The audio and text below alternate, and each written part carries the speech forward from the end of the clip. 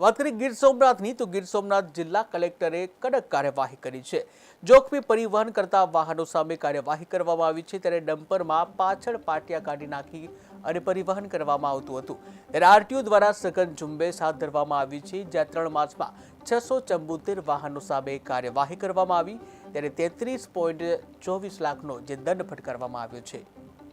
આરટીઓના અમારા સર્કલોની એક સંયુક્ત ટીમ બનાવી અને એક પણ ઓવરલોડનું વાહન પસાર ન થાય એ પ્રમાણેની એને સૂચના આપેલ છે।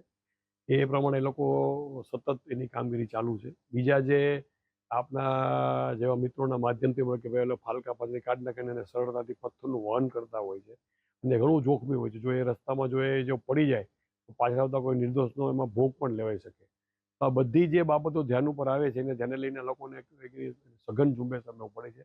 અત્યાર સુધીમાં આરટીઓ કુલ 220 કેસો કર્યા છે અને 13.6 લાખનો એને દંડ પણ એમાં કર્યો છે અને આ કામગીરી